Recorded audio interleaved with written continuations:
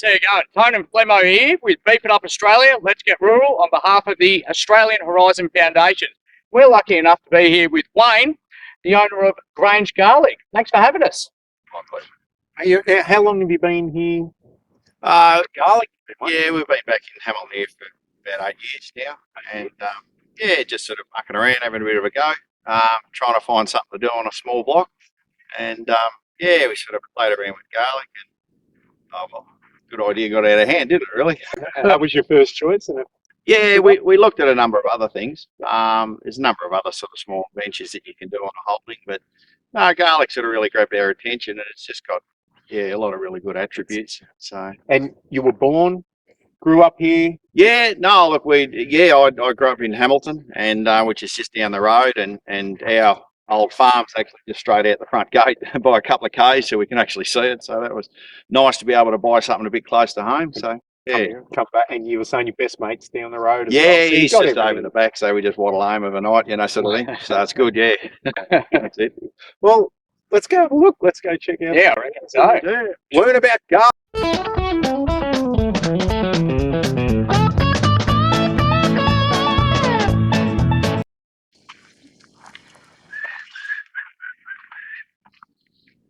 Wait, Flemo. What do we got here? Well, I'm thinking we might just pick out our favourite bit of garlic and give it a bit of a go, see what happens. Here. That one's got your name written. This fellow here. Rightio, let's get him. Yeah, I'm not too good at this, am I? You can tell I was a truck driver. Oh, perfect. There we go. Care to eat a little bit of that, mate? I was about to say open up. That's not really how you eat them, though, is it? We might need to speak to Wayne. I reckon we get an expert. And get an idea of. Just give it a. Nah. You clearly got to do something more than this. All right, let's go find Wayne. Yeah. Oh, g'day, Wayne. Yeah, there you go, mate. Yeah. Beautiful. Back with Wayne, and we're going to learn something about the garlic here. A bit of this down, get a bit of that in. Yeah, looks a little bit fresher than when I tried to have a bite before, doesn't it? Yeah, that's it. You can see it's just starting to push out now, so about a couple of weeks off on this batch from actual harvest. But yeah, so just break that through there. Give that a lick on your tongue, mate. Just touch the end of your tongue on it. Yeah. Beautiful. That ain't half bad, to be honest. I'm a very health conscious sort of guy. Sometimes I'm full on into it. And about 2-3 years ago, I was eating garlic from Vic Market every day, and it tastes like this. Then I bought ones that were white, looked very white. That burnt my mouth in a different way. Was I eating organic and then I wasn't? Is that what was going on? Because this tastes natural and. Yeah, where these ones are at the moment is that they're just, as you can see, they're just starting to set their clothes. Yep. So as they're doing that, they're building their sulfides up. So they're actually getting hotter and hotter, and so that's fresher and fresher. But there's still a sweetness there. Yep. And yeah, so it's very fresh. And yeah, the beautiful thing is that of course there's no chemical residues on anything. You know, it's just clean and proper. The way it's actually supposed to be. Yep.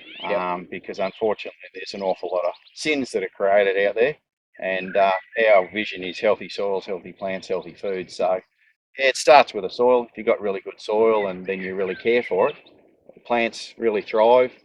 We're cropping at really heavy rates compared to others, you know, because the soil can handle it, and it's just it's so abundant down here, and it just grows really good. Beautiful plants. And you were saying before that with the whole process that's happening, you know where every bit of garlic came from, what row, what jar it goes into. You can actually go through the system and know exactly there. Yeah, that's it. We're HACCP and Fresh Care certified. So what that means is full traceability. So yeah, quite literally every batch run, every tub, we can trace that back to every row. You know, we've fully validated all of our full traceability. Everything's full laboratory tested, proving that it's absolutely sweet. You know, and if anything happened, you can trace back to where it was. Oh, that's, totally. that's why it's all done. That's why Australia is so highly prized, because we've got all of that traceability. So the stuff coming in, the import, do they have the same standards? Absolutely no compliance whatsoever. So they can do anything? A lot of countries quite literally use raw human sewage as fertiliser. And so that's E. coli. Yeah. Right? Yeah, and it's right. one of the 5 food pathogens that will kill you. And so unfortunately that coming into the country, it's on the product.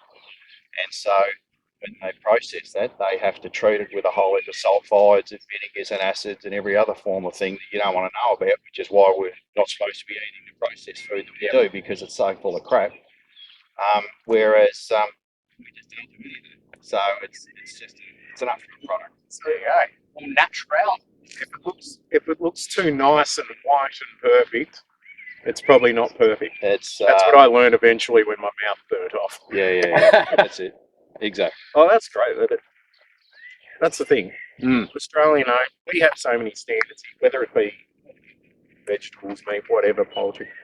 Our standards are so high, you know you're getting quality Yeah, absolutely. from the farms here. Well, and the thing too is that it's actually got health properties, and so that's one thing that we're really proud of with our product is its health-giving properties. Everyone knows garlic for its flavour and aroma profiles, but nobody really realises that the pharmaceutical properties of it are all destroyed.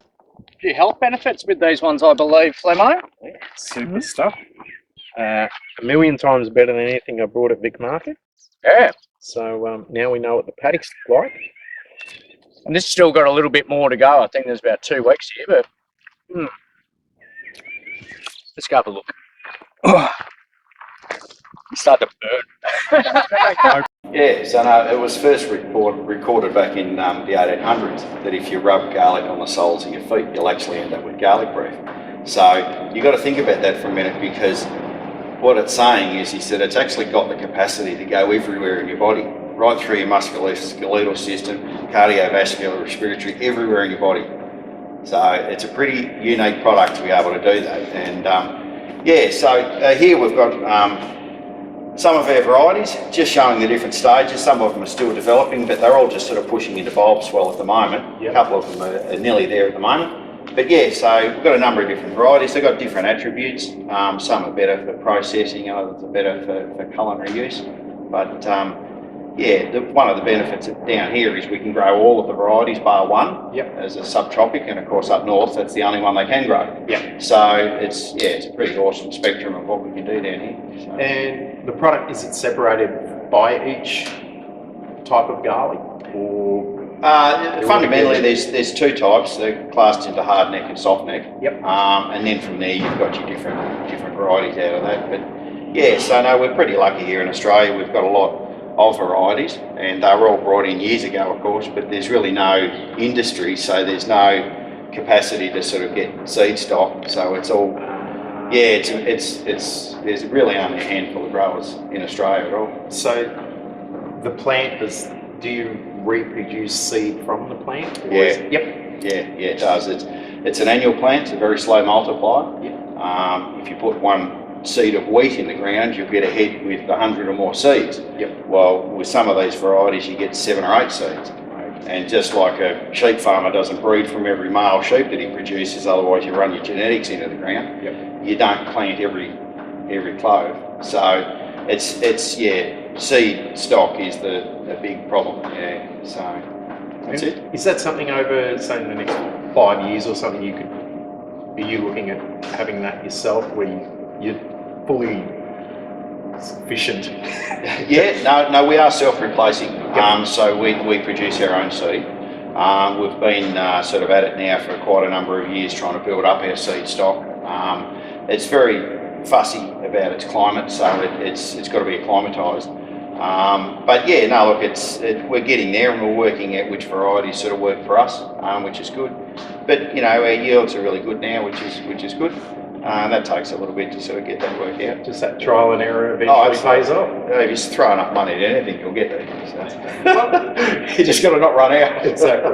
Well, let's go have a look at some manufacturing. Let's see how it all happens. Okay. Very much. So Wayne, this is where the magic happens. Oh, well, that's where the work happens anyway, yeah. Oh, right. So it goes from, what's left of this. Yes. A lot happens here, it ends up in a jar. That's it. Effectively, that's all we're telling you now. The rest of it is a secret. So, That's all would you right. like to tell us a bit about the process? Yeah, look, the key to what we do is that it's fresh minced garlic. So caring for the product is everything. So when it comes in, we grade it out for size, and then different sizes go into different applications.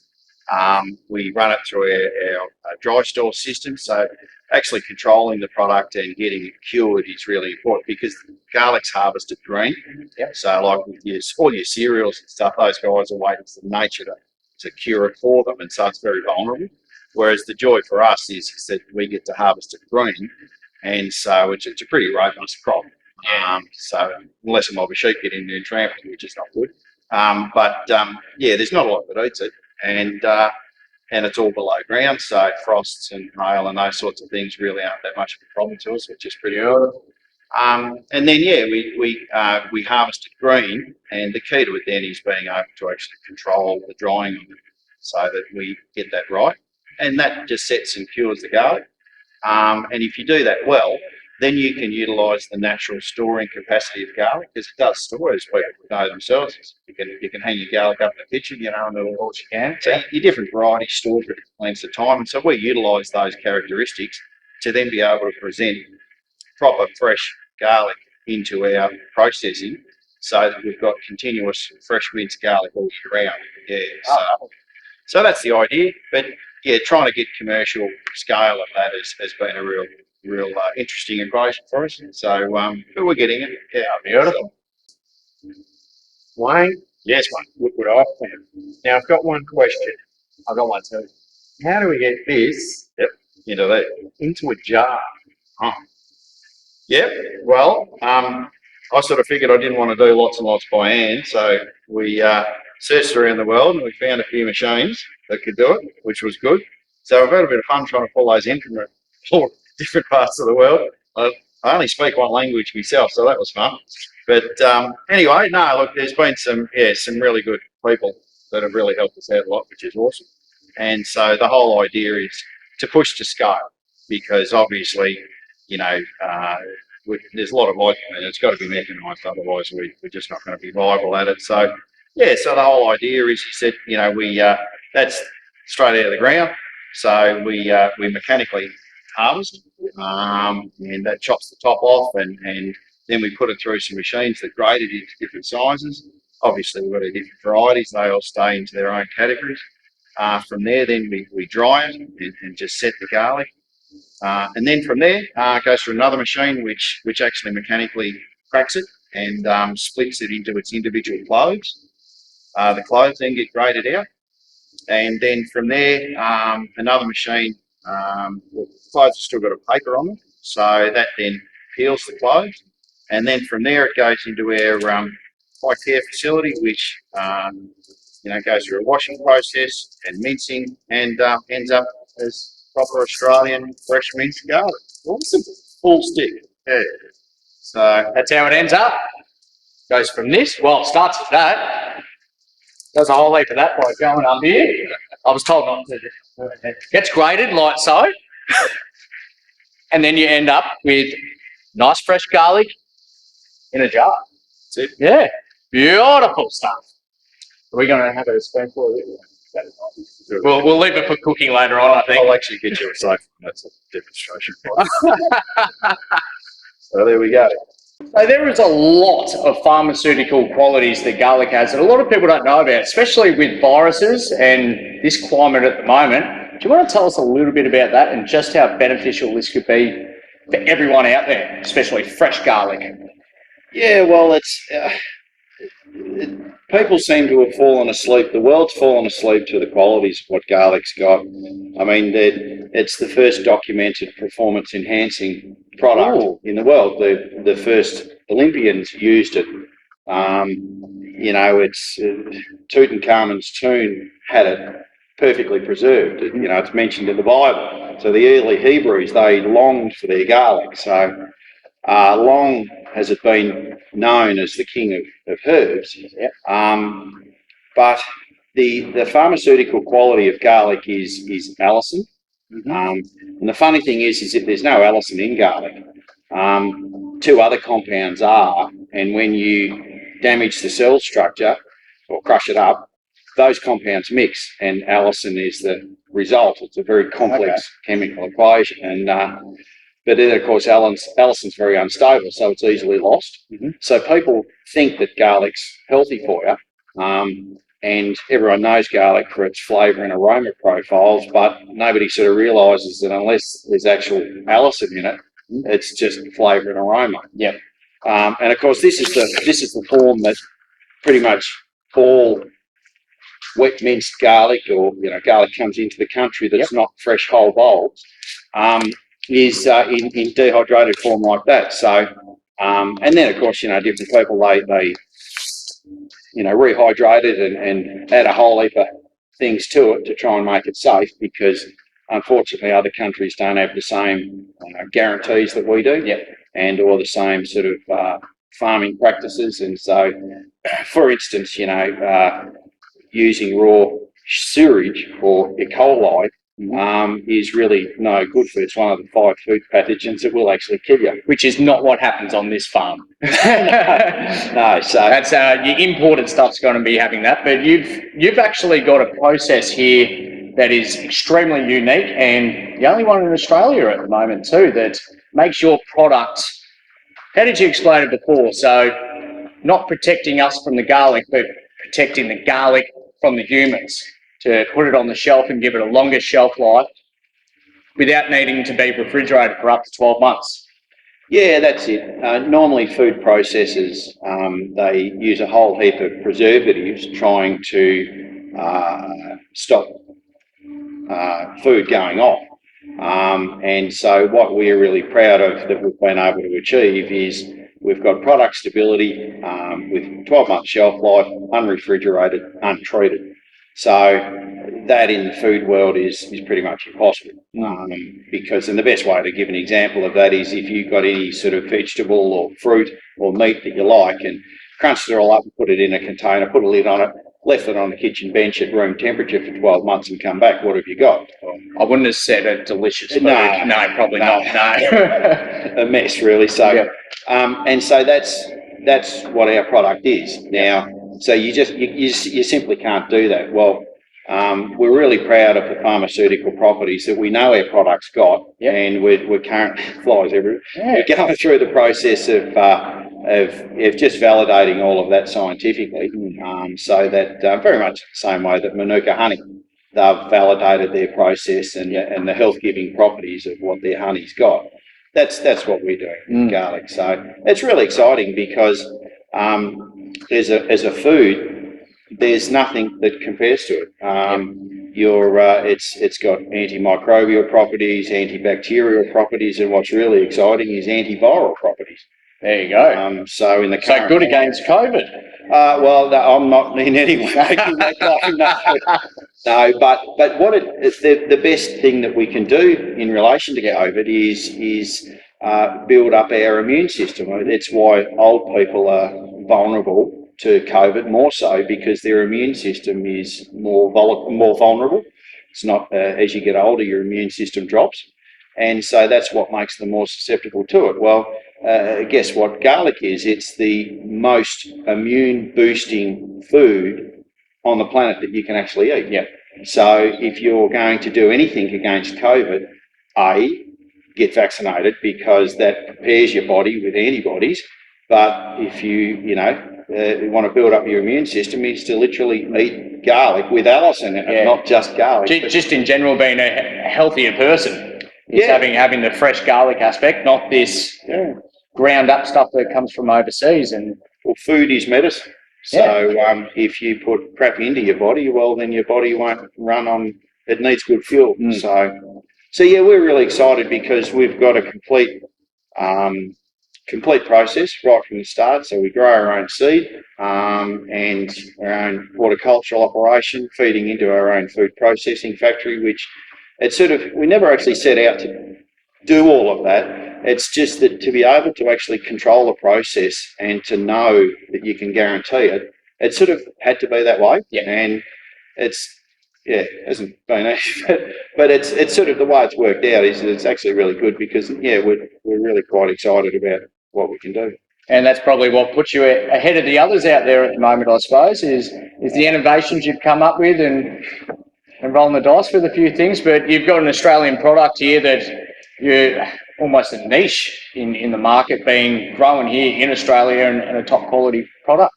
Yeah, oh look, I'm really wrapped for other growers that are doing a really good job. You know, they're primarily pushing into the fresh food market, but unfortunately, garlic is sold visually like so many other fresh foods. Yep. So at least 30 or more % of what they grow is unsaleable, either because it's not visually perfect. Yep. You know, you've got a couple of cloves exposed or something silly like that, or otherwise it's not big enough.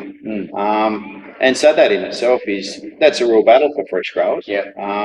But no, look, there's the need is for just a whole heap more growers, and just there's a massive requirement for an industry to actually happen. So there's so much room for everybody, and there's opportunities everywhere. And of course, not only do we have to first try and establish Australia's capacity, but the world sees Australia as a very clean food source. Yep. And that's something that other countries, they can't fix that reputation.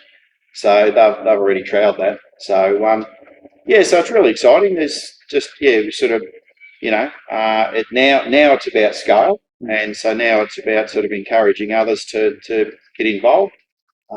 Because there's opportunities everywhere. And plenty of room for competition too, I suppose. Oh, bring it on. Yeah. Alrighty, so I've got the lovely Erin here, which has been hiding in the background all day. And we asked the question, what would you actually do with this mince? What's the best applications? How would you cook? And she was nodding, so we thought, we're going to drag you in here and you're going to tell us Thanks. what you do with this product. Absolutely. So you would just use it like you would use a normal fresh garlic.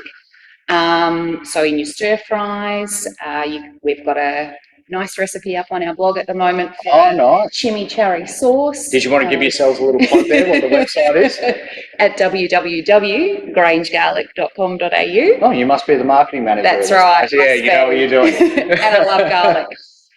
So just as you would use any other garlic, except that we've actually peeled and chopped it for you already. Ooh, so none of the mucking around, nice and convenient. And it's something that you would obviously experiment with in your cooking to taste. So again, I can't stress enough, it's a fresh garlic. So we would always suggest that less is more and build up your flavour profile in your cooking. So stir fries, curries, whatever you can use. You can put garlic in everything, can't you? Absolutely. Yep. It is just even one of the ones that we're sharing at the moment is just put a little bit of a spread of the garlic inside a toasted sandwich and then toast it.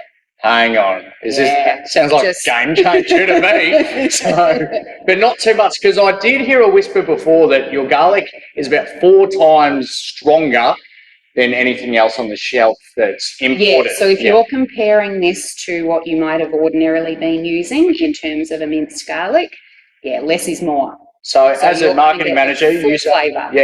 So more value for money then. Absolutely. Yeah. And as I said, we've peeled it and chopped it for you too. Oh, so, how easy is that? So beautiful. Thanks for that. We've got a couple of little tips. This toasted sandwich idea, I might be giving that a crack in the next couple of days. So, and you guys should too. All right, let's go find some more people that work here. Tell you what, Daniel, which is a nice old tractor, this one. Yeah, it does the job, gets it done. Yeah, we'll get rid of that voice now. So you're the man that basically does a little bit of everything on here. You're a carpenter, you're a tractor driver, you make boxes, and you do everything else. You do the washing too? Not that often. No. Yeah, rightio, fair enough. So what do you do here on the farm apart from what I just said? Well, you did a pretty good job of getting the range. Good, conversation's over. Let's move on.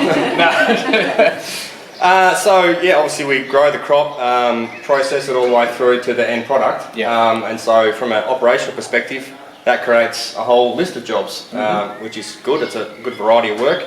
We build our own boxes. How do you do that?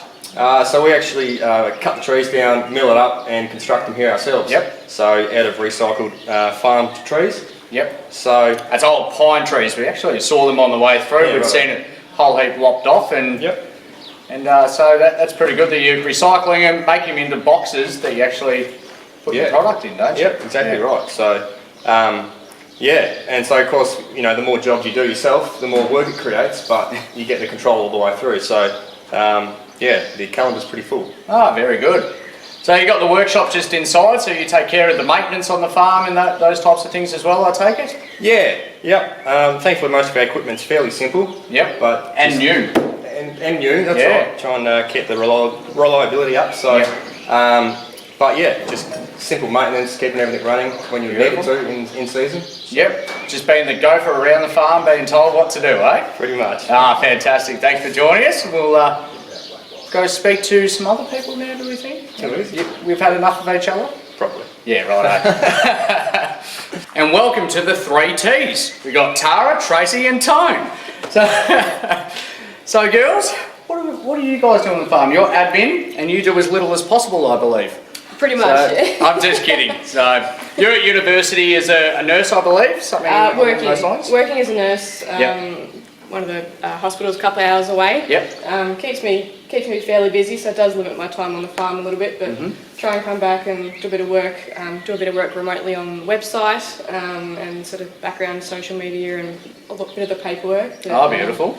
Yeah, otherwise get back when I can and help out with harvest and the peak periods. So, Oh, lovely. And Tracy, we've got, you're the admin girl doing all the number crunching and that type of stuff? Oh yes, yes. I pay the bills and send out the bills and send out the orders to everybody that orders online and process all of that. So and send things that I need to anyone else that needs help with whatever. And we're a little bit rural here at the moment, so how does a couple of young ladies like yourselves cope out in the farm with a predominantly blokey farm type area? I actually go in and work in town one day a week so that I've got a bit of social contact for off the farm, and then I don't talk garlic for a day. Oh, very good. And yourself? Oh. Apart from going into town and working in town, you're sort of all over the place. A little bit. It keeps me busy, but that's all right. Someone's got to come back and keep these blokes in line. So. Ah, right. Ah, beautiful. So also got a whisper too. A few people have said you're looking to go on Farmer Wants a Wife. Is that correct? No. Oh, right. Yeah. No. Okay. But I was told to name drop that. She doesn't want a wife, she wants a husband. Yeah, but she could be the wife on it. That's right. So well, that would work. There you go. It comes with a free tractor. So just kidding. So around the region, been here for quite a long time. How does the people of the area cope being out on farms with drought and floods and those types of things? Have you experienced much of that around the region? This district is very blessed in that they don't have a lot of trouble with drought. We get very wet winters. If anything, it probably gets a little wet often when they're trying to harvest, unfortunately, but they seem to be able to just get through. We don't have the same drama that other people have in other areas, particularly New South Wales and that where they have extremes. It's a good country here. Oh, beautiful. That goes, thankfully. Yeah. And you picked the right product because it's quite durable at the same time, isn't it? Yeah. So well played on that one. Thanks a lot for having us here today, guys. We really appreciate it. This has been a lot of fun, a lot of learning. It's been had by the two of us. But one big question I've got, what does community mean to you both? Community, it's about the people. It's community is everything. If you don't do anything unless you focus on the people. If you focus on the people, whatever you do will just naturally happen anyway. But if you focus on the activity and forget about the people, you uke it. So it's community. That if there's one thing about the people around here is that you can't fall too far. That's awesome. They're just awesome. They really are. And like Trace said, we're very blessed with where we are, and the heart goes out to so many other people because you just see what they're doing. But so many people just don't realise just what people on the land actually cope with and what they just have to keep going. And, just keeping on going and getting up and just keeping doing that is just so hard. This has been a, you know, we live in a really blessed area, and this has been a pretty hard gig for us, and that's okay. But when you see people in, you know, some places where they just, the environment is just at them all the time, whether it's too wet or too cold, fires, you know, I mean, we've had it everything in the last couple of years here. So your heart just goes out to them, and yeah, you know, you hear them say community all the time, and so, and you know what they're talking about. So, And it's the same everywhere. All farmers have a care for each farmer. oh, absolutely. You know, and that's I guess people in the city don't realise we don't have that. Like you say, when you fall over, the next farm's coming to pick you up and help you. Oh, they can't get here quick enough. Exactly. There's something to be learnt in that in the city. You don't even know your neighbour's name. Yeah. You don't know the third, fourth, fifth house down the street. You do not know those people. So there's a lot to be learned from that. That sort of thing keeps you going. That sort of thing creates a really healthy community, a positive community, and a community that is a pleasure living and be around. So That's it. again, thanks a lot for having us. Oh, you're welcome. It's been an absolute pleasure, guys. Thank you. Catch you soon. Yeah, see you later. And we're done. There we go. All garliced up. We're all smelling lovely now. After the puppies was doing a lot of pop-offs on the way here, all of a sudden she's not the one that has the strongest smell. Hey, Flemo. Hell no. We won't go. You Garlic all the way. Down to his singlet now. Yep, I'm sweating. If you lick me right now, there's health properties in my sweat. Which How I much won't. garlic I've eaten. I probably won't do that. Puppies, you may have a go. Do you want those health properties? Yeah? It's good for pharmaceutical benefits, isn't it? But no, good day. Learn a lot there, especially the aspect of that the majority of garlic is imported dry, and then a lot of stuff goes into it chemical-wise to bring it up. 97%, I think. Just we're up there. rehydrated with chemicals, preservatives to make it last for 3-4 years. A bit of bleach usually doesn't go astray with those things as well. A bit of E. coli because of, obviously standards could be a little bit different overseas. You know what they say about E. coli? There's a little bit of all of us in that. Yes. Yeah. So, no, Australian made and growing. So make sure you check out their website, and you can order online and get some terrific products sent straight to your door.